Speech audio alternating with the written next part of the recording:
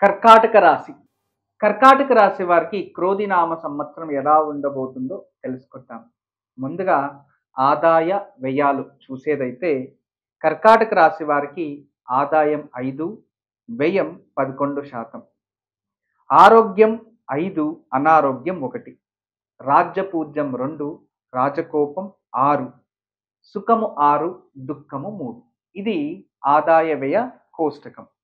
అయితే ఈ సంవత్సరంలో ఈ మే 1వ తేదీ తర్వాత ఏకాదశ గురువు. గురువు మంచి స్థానంలో వచ్చేస్తాడు. చాలా రాజయోగం. మీ జీవితంలో ఊహించలేని విధానంగా అభివృద్ధి చెందుతారు. చూడండి, ఈ సంవత్సరంలో మీరు ఏమనుకుంటారో అవన్నీ జరుగుతాయి. ఖచ్చితంగా శుభమే జరుగుతుంది. మీరు ఏదైనా వ్యాపారం మొదలు పెడితే వ్యాపారం చక్కగా అభివృద్ధి చెందుతుంది. ఏదైనా నూతన ఉద్యోగాలకి ప్రయత్నిస్తే ఉద్యోగం ప్రాప్తిస్తారు. వివాహం లేని వారు వివాహం కోసం ప్రయత్నిస్తే వివాహాలు జరుగుతాయి. సంతానం లేని వారు సంతానం కోసం ప్రయత్నిస్తే మంచి ట్రీట్మెంట్ తీసుకుంటే అది కూడా జరుగుతుంది. వంశాభివృద్ధి చెందుతుంది. భార్యాభర్తల మధ్య సఖ్యత జరుగుతుంది. ఈ సంవత్సరం చాలా అదృష్టవంతులవుతారు కర్కాటక రాశివారు. ఈ భూమి సంబంధించిన వ్యాపారం చేసేవారు, రియల్ ఎస్టేట్ చేసేవారు ఖచ్చితంగా వాళ్ళు ఆ ఒక వ్యాపారాన్ని, సంస్థని ఇంకా మరింత పెద్దగా విస్తరిస్తారు. కొత్త కొత్త ప్రాజెక్ట్స్ చేస్తారు. బాగా అభివృద్ధి అవుతారు. ఇలాంటివన్నీ జరుగుతాయి. భూ సంబంధిత వ్యాపారస్తులకి అధికమైన లాభం ఉంటుంది.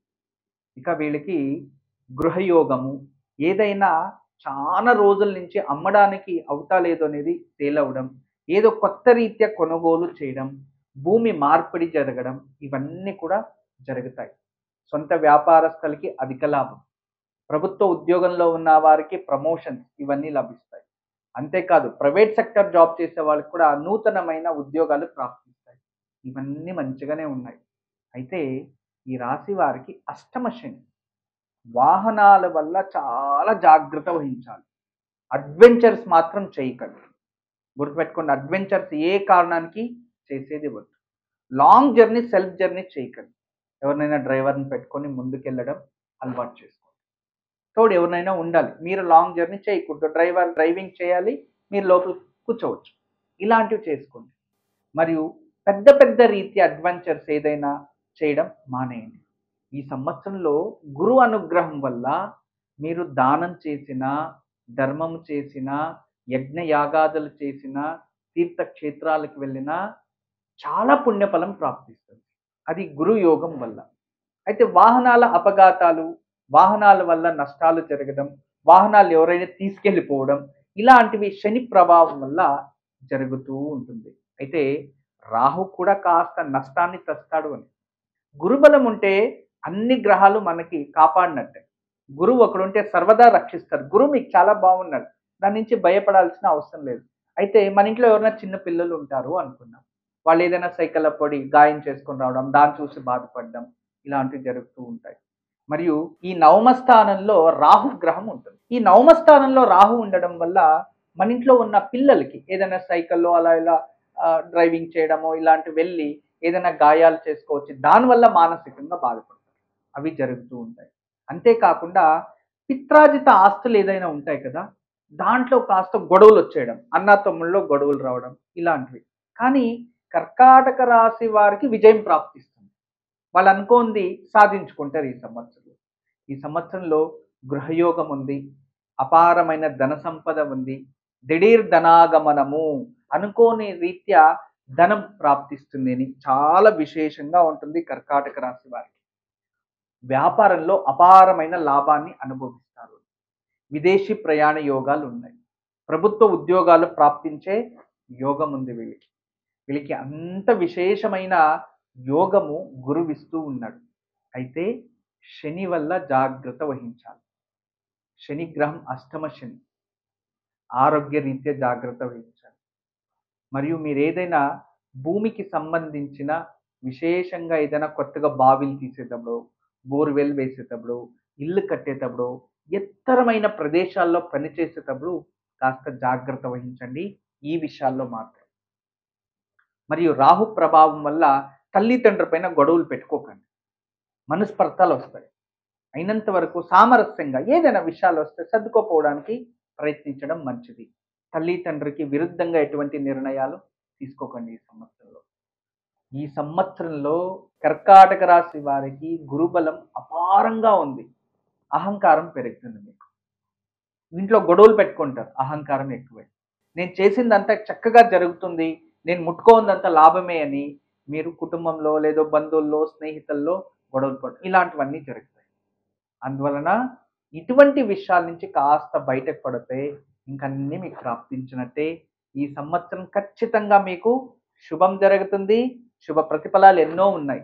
అయితే మీరు మనకి ఏ విఘ్నాలు రాకుండా కుటుంబంలో వాహనాల్లో విఘ్నాలు రాకుండా మీరు పూజించాల్సినది గణపతిని. గణపతిని ఎంత పూజిస్తారో, గణేశుని ఎంత ఆరాధిస్తారో, శ్రీ గణేశుని ఎంత పూజిస్తారో, శ్రీ గణపతిని ఎంత ఆరాధిస్తారో, శ్రీ గణేశ దేవాలయానికి ఎప్పుడెప్పుడైతే వెళ్తారో ఖచ్చితంగా ఆ మహాగణపతి ఈ సంవత్సరం అంతా అన్ని విధాలుగా మిమ్మల్ని కాపాడుతూ వస్తాడు. క్రోధినామ సంవత్సరంలో కర్కాటక రాశి వారు గణపతిని పూజించండి, అన్ని విధాల శుభ ప్రతిఫలాలని పొందొచ్చు. ఇదిగో మీ ముందు కనబడుతుంది, దీని పేరు శ్రీవాస్తు యంత్రం అని. ఇది చాలా రోజులు చాలా కష్టపడి చాలా ఆలోచించి దీర్ఘంగా ఏదైనా ఇంట్లో ఒక పాజిటివ్ ఎనర్జీ, కాస్మిక్ ఎనర్జీని క్రియేట్ చేసే ఒక ట్రయాంగిల్, అంటే ఇలా దీనికే ఒక రేఖా గణితంలో మీకు అందరికీ తెలుసు, రేఖా గణిత శాస్త్రంలో దీనికి ఈ రేఖలు ఇలా కలిస్తే ఒక ఎనర్జీ ఉంటుంది. తర్వాత ఇలాంటి రేఖ చూసుకోండి, ఇది ఒక రేఖ మనకి ట్రయాంగిల్ షేప్లో ఉంది చూడండి. ఇదే ట్రయాంగిల్ని ఇలా కలిపితే చూసారా, ఇలా ట్రయాంగిల్ రెండు కలిపేస్తే ఒక చక్రంగా మారింది. ఇప్పుడే కానీ వీధిపోటు ఇలాంటిది ఏదైనా ఉన్నప్పుడు ఇక నుండి ఆ వీధిపోటుకి ఆపోజిట్ మనకి ఏదైతే ఉంటుందో కాంపౌండ్ వాల్ కావచ్చు, ఇంటి గోడ కావచ్చు, అది వీధిపోటు అనేది తూర్పు ఉండొచ్చు, లేదు అంటే దక్షిణం ఉండొచ్చు, పరమట ఉండొచ్చు, ఉత్తరం ఉండొచ్చు, ఏ కార్నర్లో అయినా సరే ఆ ఒక వీధిపోటుకి ఆపోజిట్ మనము ఒక ఇంటికి మేక కొట్టి, ఆ కాంపౌండ్ కానీ ఇంటికి కానీ మేక కొట్టి దీన్ని తగిలించాలి అంతే. దీన్ని తగిలించేస్తే చాలు. ఏ నెగిటివ్ ఎనర్జీ అయినా ఇలా పడి ఈ నెగిటివ్ ఎనర్జీస్ని అలాగే బయట తోసేస్తుంది. ఈ షేప్స్ చూడండి, ఇది 9 ఉంటాయి, 1 2 3 4 5 6 7 8 9 9 ఉంటాయి. ఇవి 9 ఇవి పాజిటివ్ ఎనర్జీని మాత్రం ఇది అట్రాక్ట్ చేసుకుంటుంది, నెగిటివ్ ఎనర్జీని అలాగే బయటికి తోసేస్తుంది. అలా తయారు చేసాం. అందుకే ఇక్కడ 9 విధానంగా 9 చక్రాలు వేసి దీని ఒక విశేషంగా సైంటిఫిక్ పిరమిడ్గా తయారు చేసాము. అందుకే దీన్ని జస్ట్ మన ఇంట్లో మేకు కొట్టి తగిలిస్తే చాలు, ఇంట్లో ఎటువంటి దోషం ఉన్నా దూరం అయిపోతుంది. మీ ఇంట్లో ఎటువంటి వాస్తు దోషం ఉంది అని ఎవరైనా చెప్తే ఇక భయపడకండి. వాస్తు దోషం ఉంది అని ఎవరు చెప్పినా భయపడాల్సిన అవసరం లేదు. వాస్తు దోషం ఉంది అని ఇల్లు ఖాళీ చేసే అవసరం లేదు. వాస్తు దోషం ఉంది అని ఒక కాంపౌండ్ కొట్టేది, దబ్బేయడము, ఇల్లు దబ్బేయడం అలాంటిది అవసరం లేదు.